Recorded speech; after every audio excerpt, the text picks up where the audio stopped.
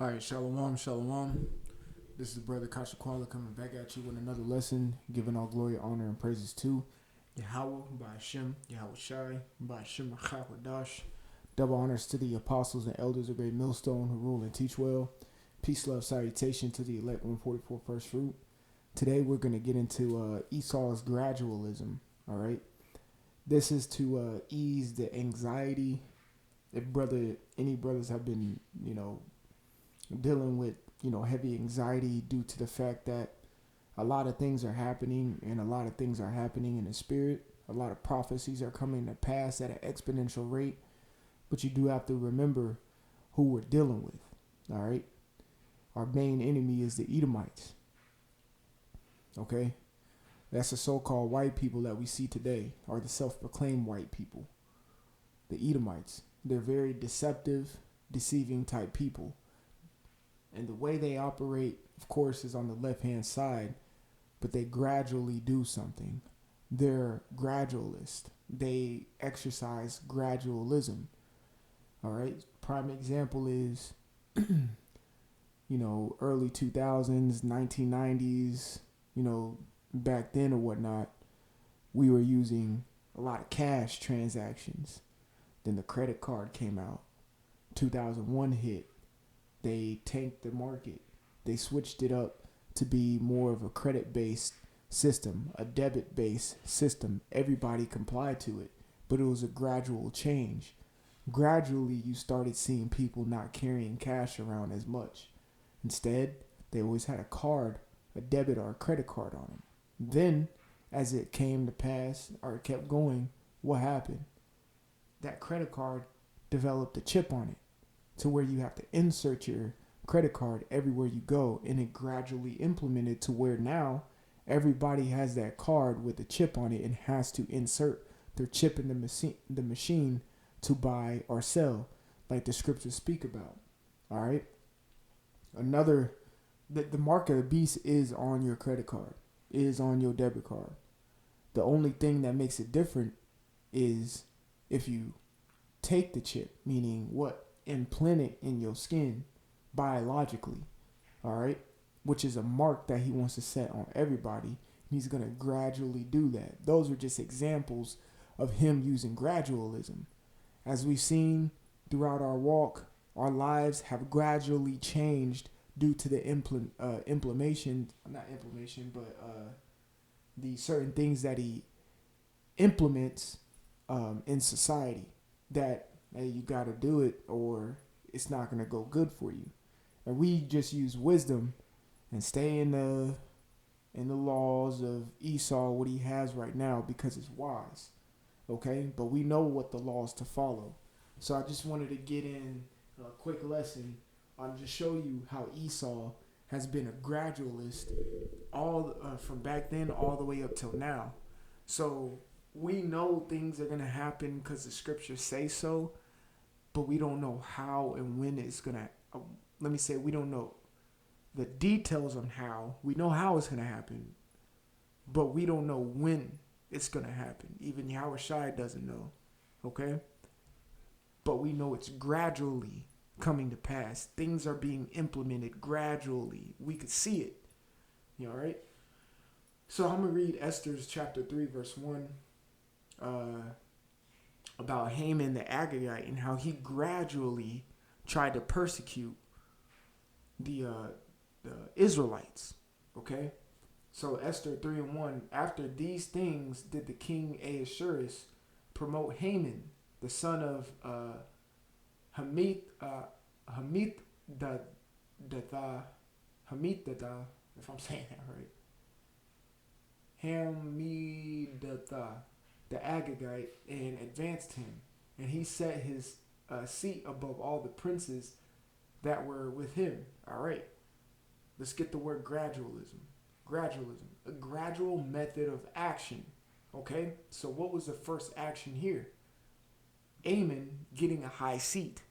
That was the first step of this Edomite, Haman, coming into a power seat or one to make rules or authorities or be an authoritative figure. This was the first step, okay? It says, verse 2, and all the king's servants that were in the king's gate bowed and reverenced Haman. All right? You could say that's another step. Because what is Esau trying to do to the masses of the people? He's trying to get everybody to bow in reverence towards him, aka for him to be their God. It's gradualism, okay? For the king had so commanded concerning him.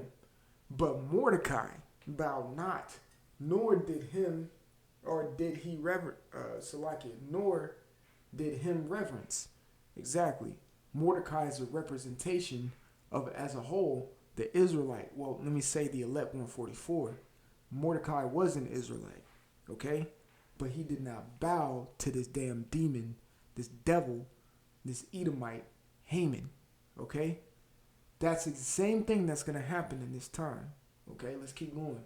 Then the king's servant, which were in the king's gate, said unto Mordecai, why transgresseth thou the king's commandment?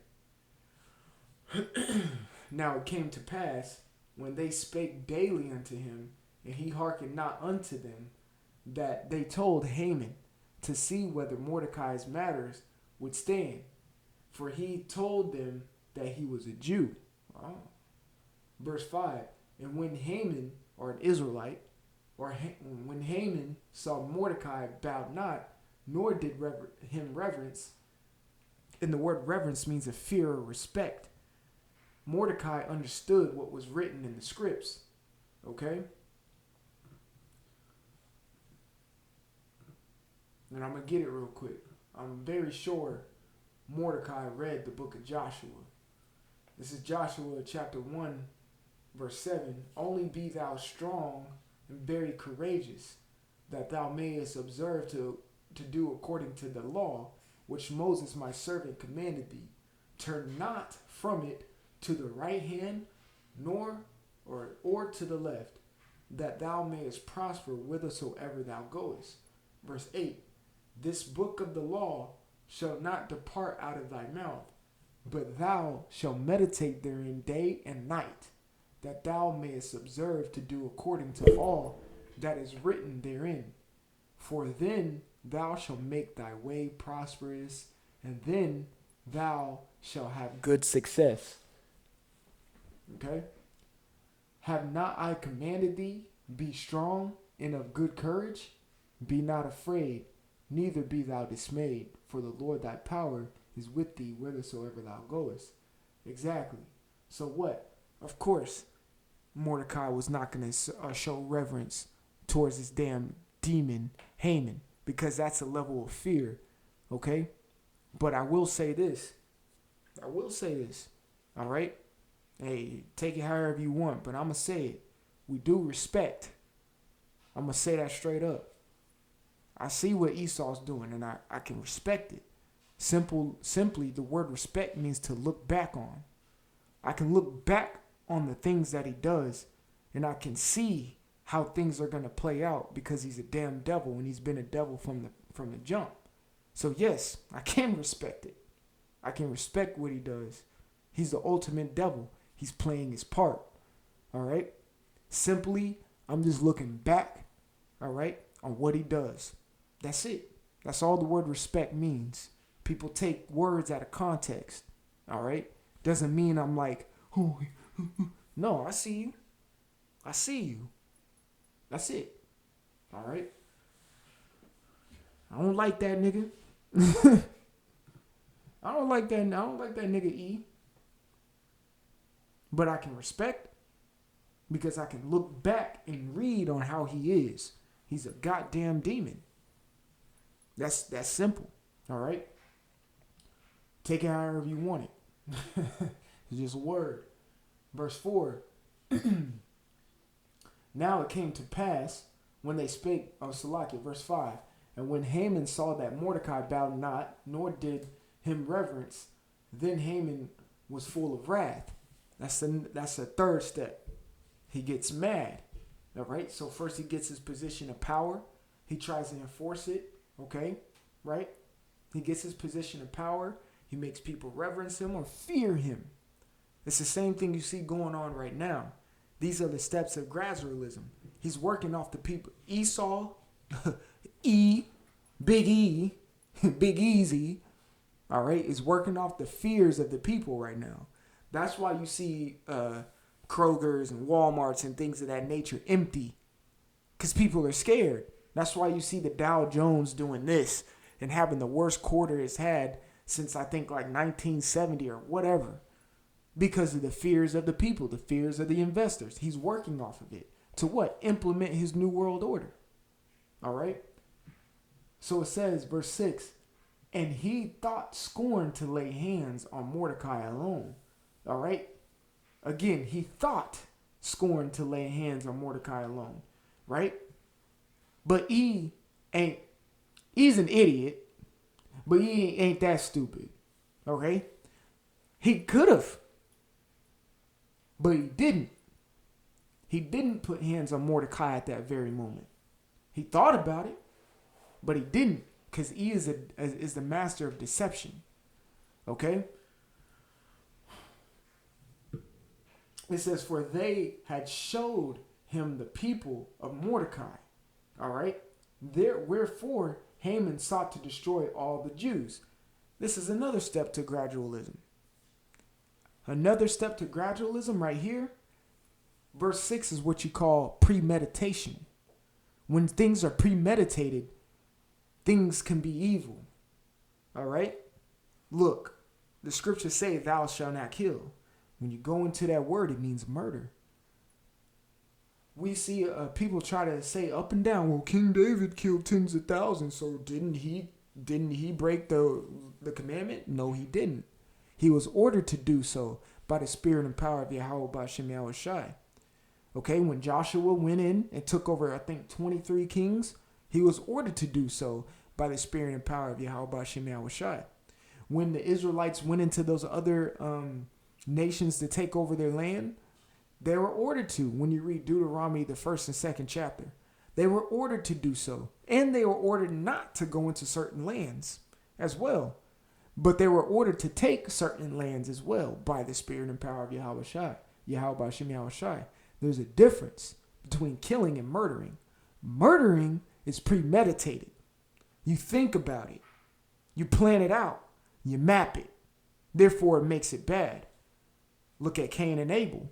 Did not Cain premeditate his killings on Abel? Yes. Why?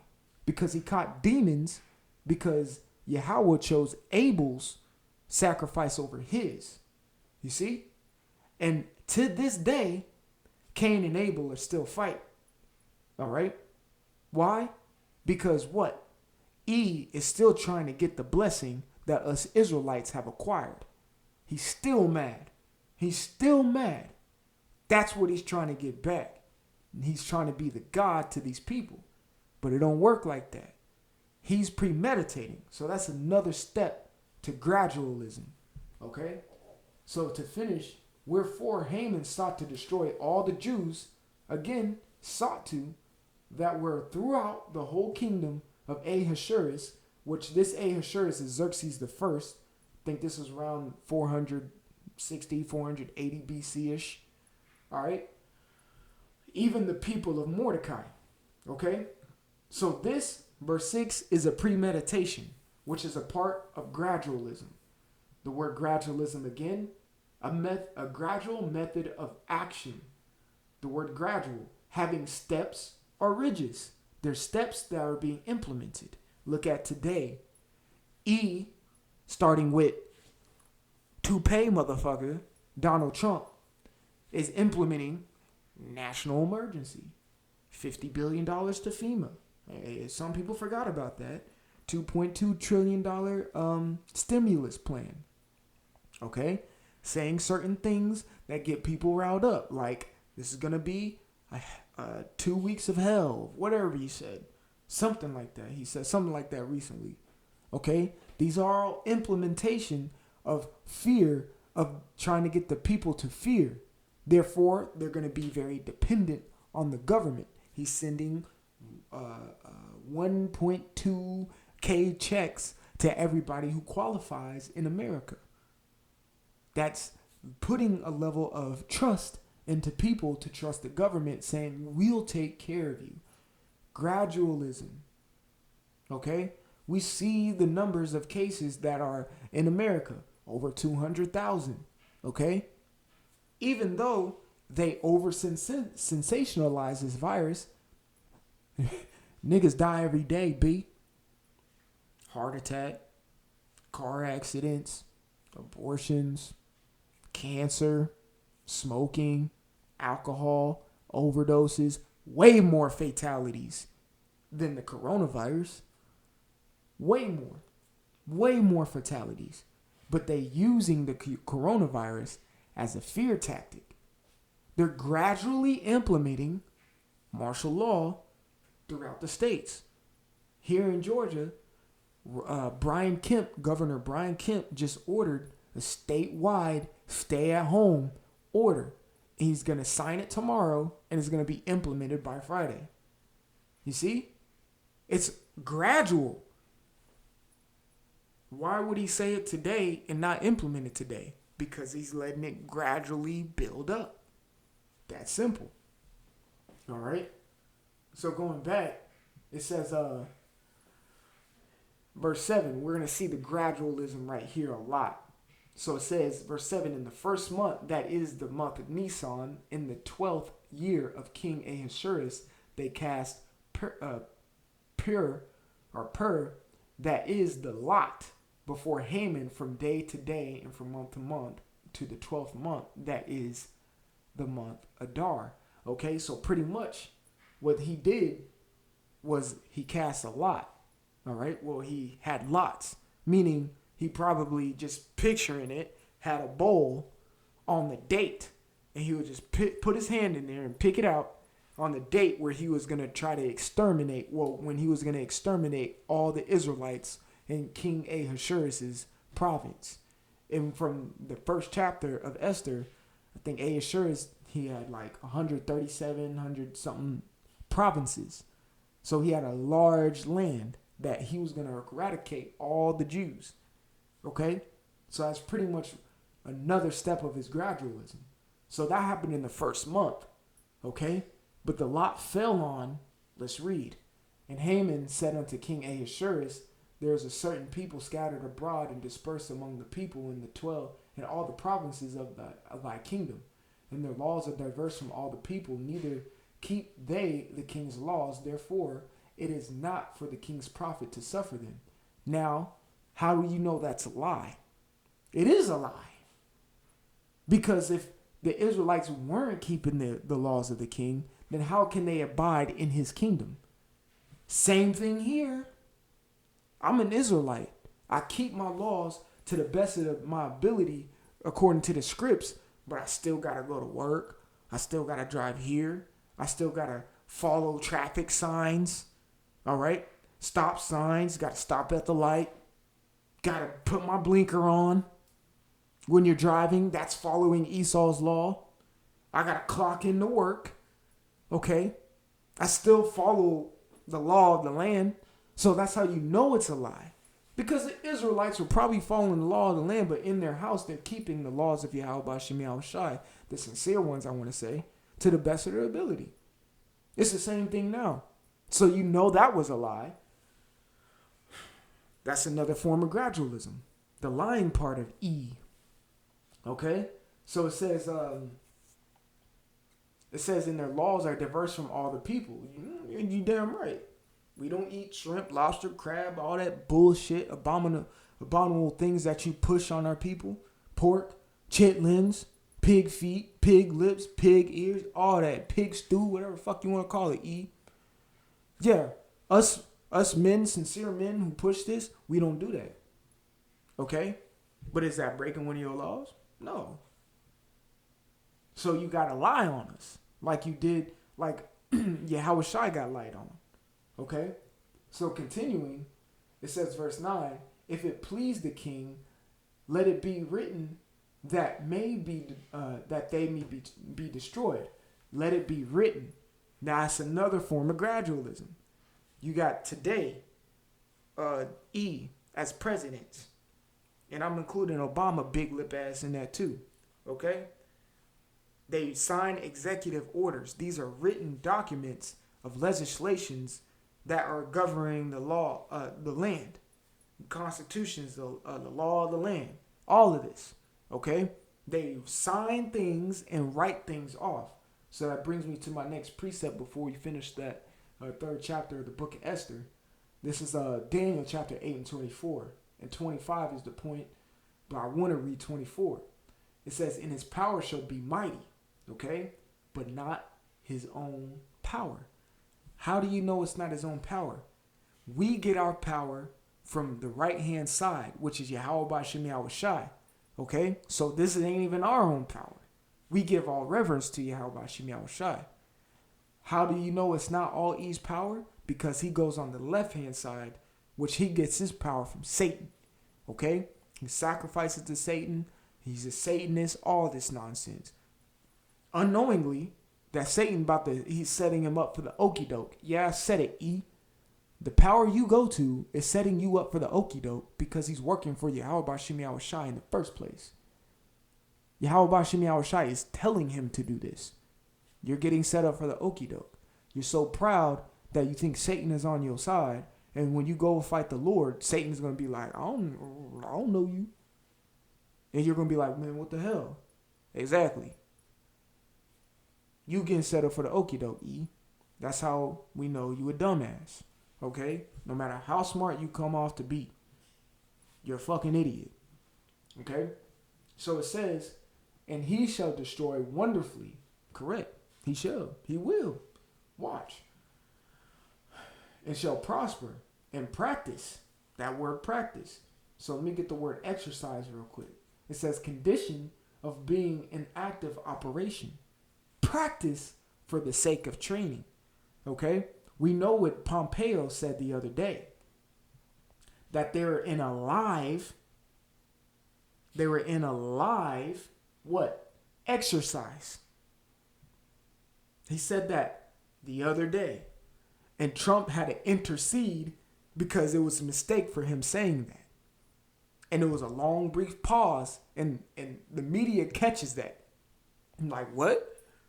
This coronavirus is a live exercise? Meaning what?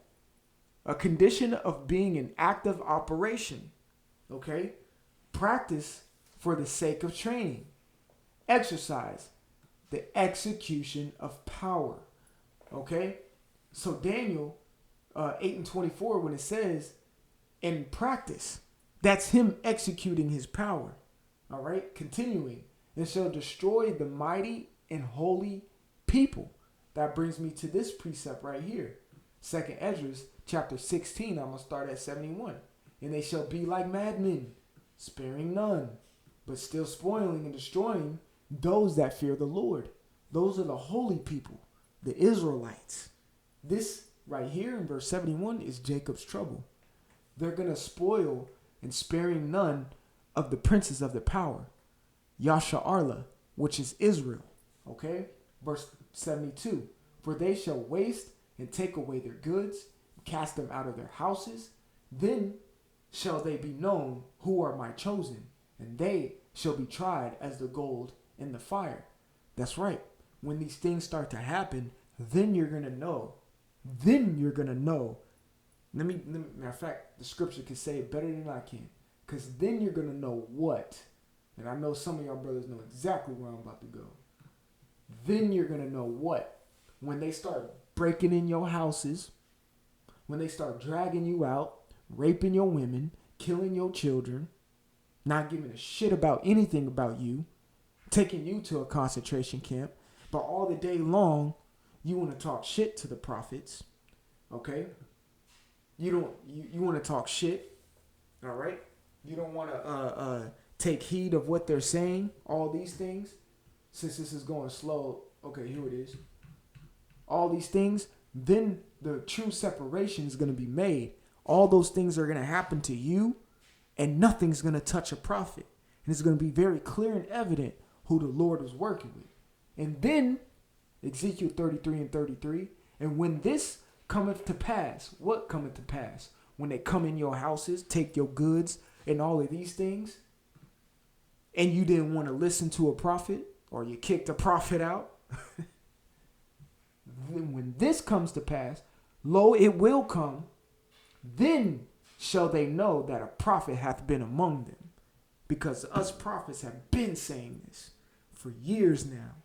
For years that this was going to hit. Gradually, it's coming. All right? Because us prophets know who we dealing with. We dealing with a gradualist motherfucker. That's who we dealing with right now. And that's E. Okay? Going on, it says, verse 25, just to get to the point where Haman said what? Let it be written that they may be destroyed.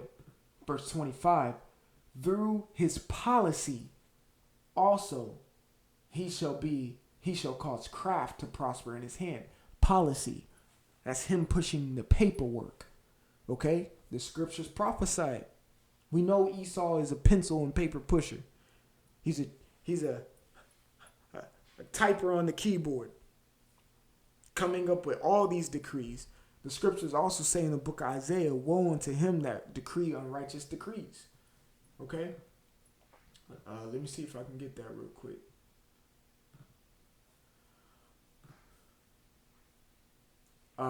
Isaiah 10:1, woe unto them that decree unrighteous decrees. A decree is an order or a demand, all right, or a charge. And that right grievousness which they have prescribed. All right, scribe is a writer. If you're a scribe, you're a writer. When you that means something that's done before, meaning it was premeditated before you wrote it down.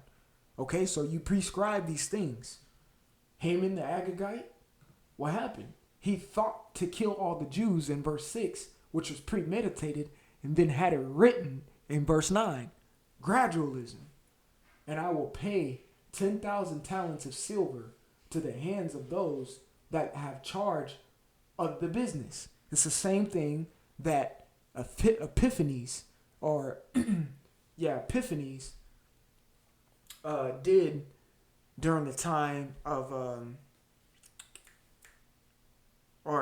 Antiochus did during the times of the Maccabees. When you read about, I think it's either in the third or fourth, I think it's the third chapter of the book of Maccabees, second Maccabees. Okay? I think it's first Maccabees. First Maccabees. Okay?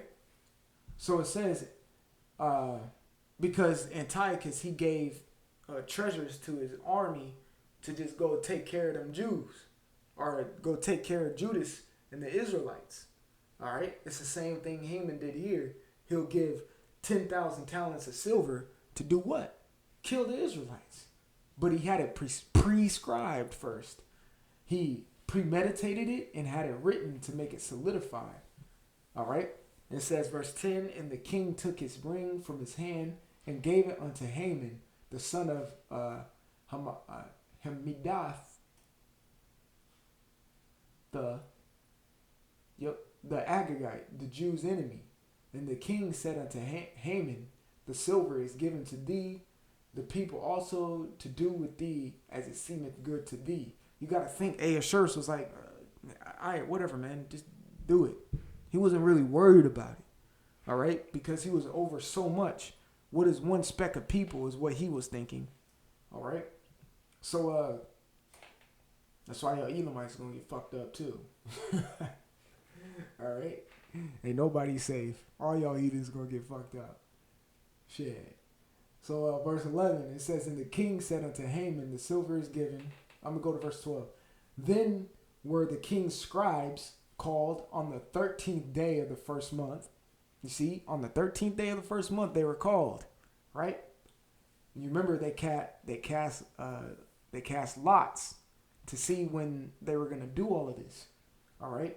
And there was written according to all that Haman hath commanded unto the king's lieutenants and to the governors that were over every province and the rulers of every people of every province according to the writing thereof, and to every people after their language, in the name of King Ahasuerus, was it written and sealed in the king's ring with the king's ring. The same thing, so a written statement was done in when you read the book of Ezra, the book right after Second Chronicles. When you read the book of Ezra, they had it written out to a king about what the Jews were doing and how the Jews were. There's a whole chapter on it. Okay, I think it's chapter 4 of Ezra. Okay, verse 13. And the letters were sent by post into all king's provinces to destroy, to kill, and to cause to perish all the Jews, both young and old, little children and women, in one day, even upon the 13th day of the 12th month, which is the month of Adar, to take the spoil of them for a prey. But lo and behold, this was written in the 13th day of the first month. Gradualism. Esau works in the dispensation of time. Okay, let's get that word dispensation real quick. And excuse me, I'm the worst speller in the world. Dispensation. All right. It says exemption from a rule or usual requirement. A system of order. Let's zoom in on that. All right. A system of order. Government. Organization of a nation. All right. So a system of order. That's how Esau works. Systematically. In an order. A wicked systematic order. But it's gradual. And it happens in the dispensation or the systematic order of time. That's how he works. Even though he's running out of time. So it's starting to get sloppy of what we can see. All right. We can see right through this COVID-19 hoax. Yes, there is a real disease out there called COVID. And it's actually killing people. But at the same time, it's used as a scare factor to implement something called a one world order that Esau wants to do, aka Georgia Guidestones. If you don't know what it is, look it up. All right. It says, verse 14, the copy of the writing for a commandment to be given in every province was published unto all people, that they should be ready against that day. See, that they should be ready for that day.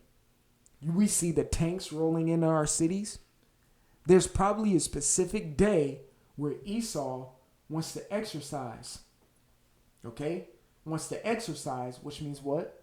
Condition of being active. Okay? Exercise, execution of power. What? Them going up into your houses and taking your spoils. Okay? And they're doing it right in front of your face. All right? But they use gradualism so people can accept it. They're quarantining everybody right now. They're quarantining everybody. But everybody's accepting it. So there's not that much of a retaliation right now. Yes, we should stay home and stay 6 feet away from people. Because people are sick. Bro, the flu killed more than people than what the COVID-19 been doing. A year. You see? But he's working off the fear. And he's gradually making people accept martial law. It's gradualism. Esau, the thing about it, us men of the Lord, we ain't stupid because we have the faith in Yahweh Bashim Yahushai, and he makes us see these things. We understand the plan. We understand that you want to execute a plan. We see it. The scriptures already told us what you're going to do. We know you're working gradually. We can see it. We're just waiting for you to make that move, what you're scared to make. You're scared to make a move on the elect 144 because you know Yahweh Bashim Yahushai going to stand up to your ass. And you know you can't do shit when he does. You know that. You know that, E. It says, verse 15, the post went out, being hastened by the king's commandment, and the decree was given in Shushan, the palace, and the king and Haman sat down to drink, but the city of Shushan was perplexed. It's the same thing going on right now. Esau is just practicing this gradualism. All right? He's just practicing this gradualism. And yeah, like it says right here, he going to sit down and try to enjoy it. But according to the book of Job, right before his belly gets full, the Lord going to crack them skies and spoil his party. So Lord willing, this was edifying. I want to give all glory, honor, and praises to. Oh my gosh. Okay, I want to give all glory, honor, and praises to Yahweh Ba'Shem Yahweh Shai Ba'Shem Achakwadash. Double honors to the apostles and elders, the great millstone who rule and teach well. Peace, love, salutation to the elect 144. Until next time, I say shalom.